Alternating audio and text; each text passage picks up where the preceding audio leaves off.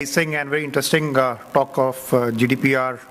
Now we are talking of the IoT, and that's the space which is going to be for the next 10 to 15 years. And I think it's the second revolution after internet, what we have seen during our time, and when the internet actually came in 1990, and thereafter the IoT, which is coming up now.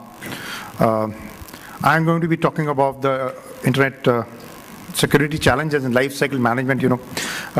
All we talk about the IoT, but the major issue where it lies is the lifecycle management.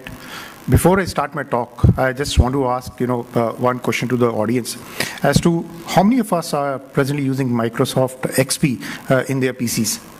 You may raise your hands, and I'm very sure there are plenty of them. The Indian banking system is on Microsoft XP, so I use it, don't worry, because some of the application which I run is customized to XP. So I could never graduate beyond that. Okay, so that's the way it is. And why this is important is in the time frame of when we talk of the lifecycle management, XP has been outdated by Microsoft. We had MRI attack, which happened in the month of October. We had the WannaCry. WannaCry was, exploited the exploits of the Windows XP, and practically that's what happened. It is going to make a bot. Why I'm talking of the lifecycle management is that while the equipment or the product goes out of the service, we are still using it. In the IoT space, the hackers can keep a tag of the particular device, keep a note of the particular device, and make them as a bot, launch an attack when it is required, and when it is most insusceptible, when it is most you fear, you don't have that, there's nothing going to happen, right? This about me. What I represent is Standpoint, but I'm also a founder member of IoT Security Forum, and we are working on a concept of building a center of excellence on the IoT security.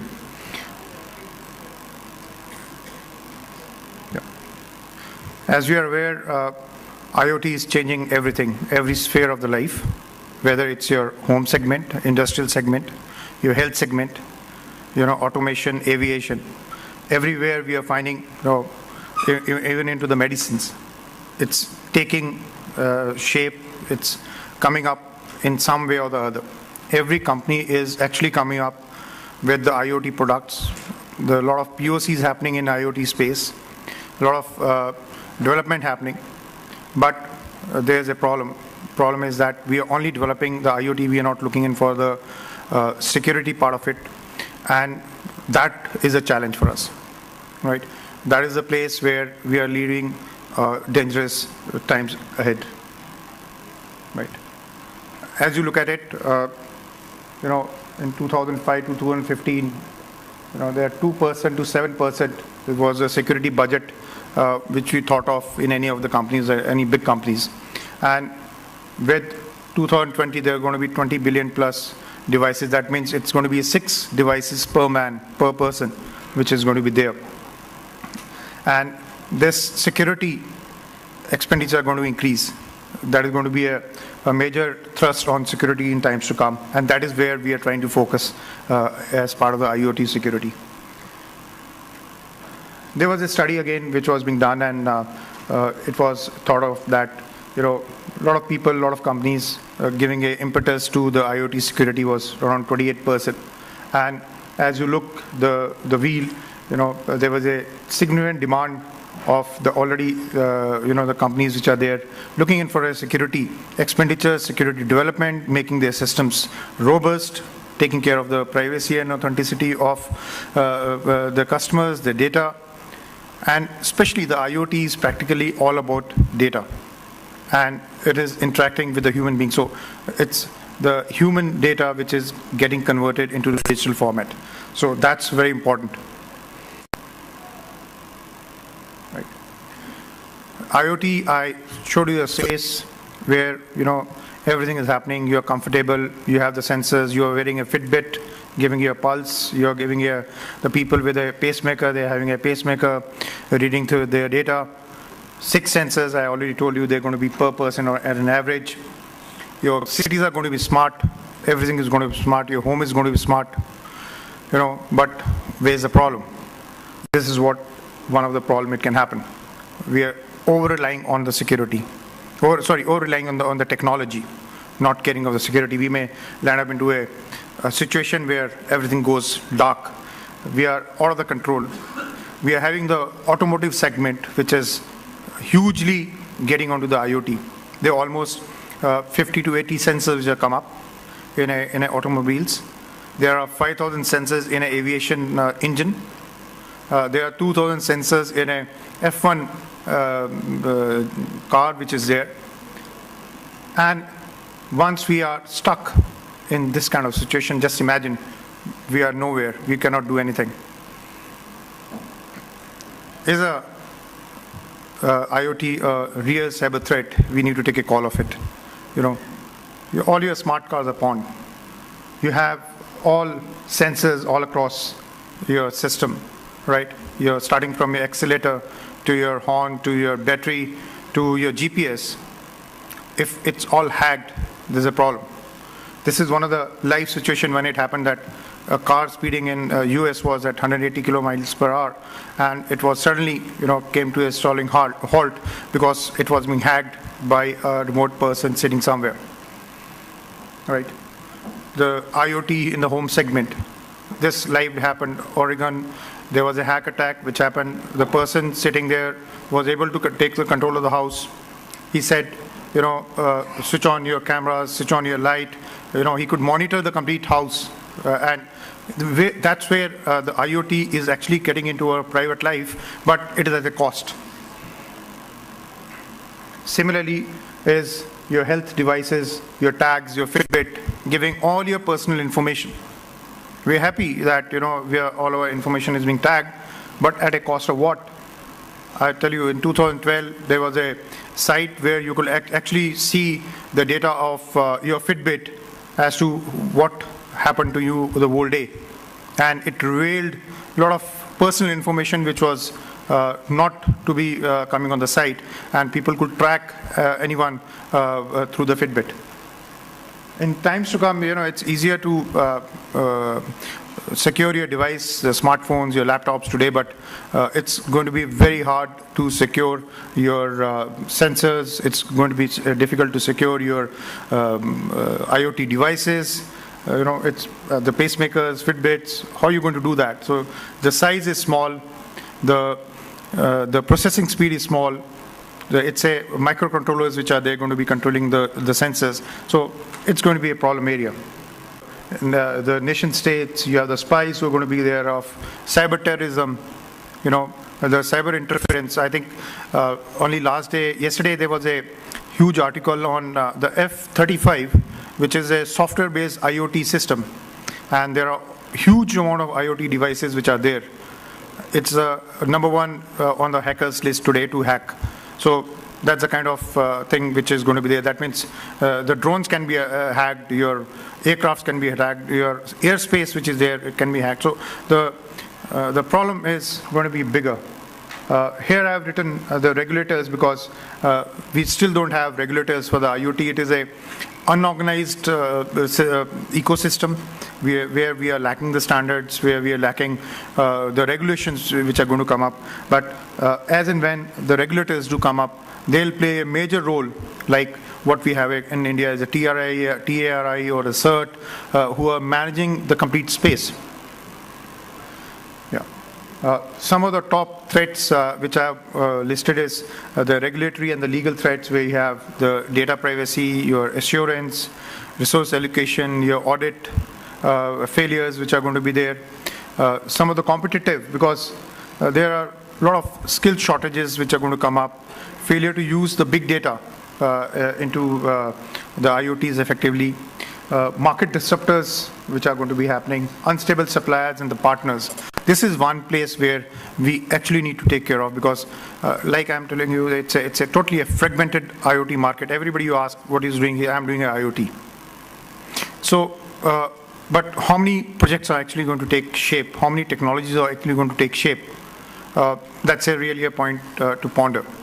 Because most of the IoT, whosoever has developed, either in the POC stage or I have not seen a perfect implementation at the government level or a national level where it's giving the results. So it's a lot of dissatisfaction amongst the IoT players themselves, because a lot of startups which have come up. I know almost 70 to 80 startups which are working in the IoT, maybe it in automobile or industrial IoT. They're actually looking for an opening, but it's a big problem as when we're looking for an IoT ecosystem. Some of the financial problem threats which are going to happen, where the subscriber frauds and theft of service, which is going to be the IPR frauds, which are going to happen, your social engineering problems which are going to happen, regulatory and the SLA issues which are going to come up. Similarly, the internal policies which are going to be there. So there's a problem of the standards vacuum, which is huge today. You take at a network level, we don't have protocols which are standardized. At a device level, messaging level, we have different standards which are there, and each one is using the protocols differently. Right. Some of the current security problems which I have listed is at the network level, application level, mobile level, and the IoT ecosystem. You have the problems of services, encryption, firewall. At the network level, you have the input validation problems, authentication problems which are there. At the mobile level, you have the insecure APIs, lack of encryptions, which pose a problem. Then at a cloud, still we are talking of edge system or a fog cloud computing or a main cloud. So still we have a lot of confusion. We are talking of a cognitive IoT in the same breath when we're talking of a fog computing. So a lot of things happening in this space. And when we talk of a IoT, it's a huge issue, because you've got to take issue of the security issues of network, application, mobile, cloud, and that is all about IoT. So IoT, of course, is going to be a major problem as regards the security is concerned. Implementation is going to be a huge challenge, right? I'll be talking of what are the challenges in the few slides. We talk of 1+1, but here is not 1+1, it's 1+5. 1+1 is equal to 5, because the problems are far too many, right? One of the studies which I have taken inputs from, that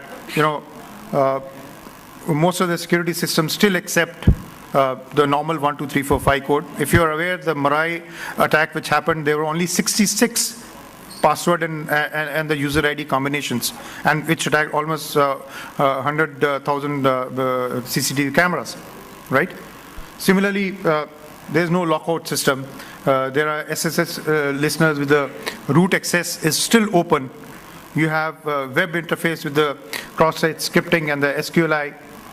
You have 70% of the device not using encryption there, just open. When we are developing IoT devices, we are not talking about the security at all.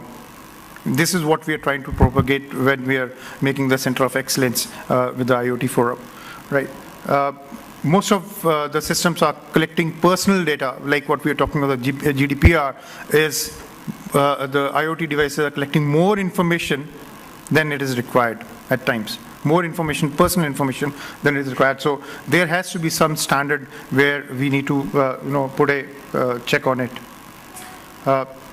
And 9 on 10 had no two-factor authentication option, because any device coming into the ecosystem, any device moving out of the ecosystem, how do we check? So a lot of issues did come up, and it completely flawed the software update system policies in the due course of time. How are we going to update the software? How are we going to update the firmware? This is what if your IoT fails. This is what we are going to be in a situation. So I'm not trying to put you at an alarming situation, but it's a point of concern, right? Internet, we were still comfortable with it, where we know where our data is going. In IoT space, we are talking of a serverless environment in times to come. Okay, so this is going to be a big problem, right? Coming on to the IoT ecosystem, just to give a feel of it, you have the users, the human data, this is the device, and the gateway and the connection, and subsequently you have the cloud, and on it is your application which is residing. So you can have the device intelligence, you can have the edge processing, you can have the privacy at the hardware end of the system.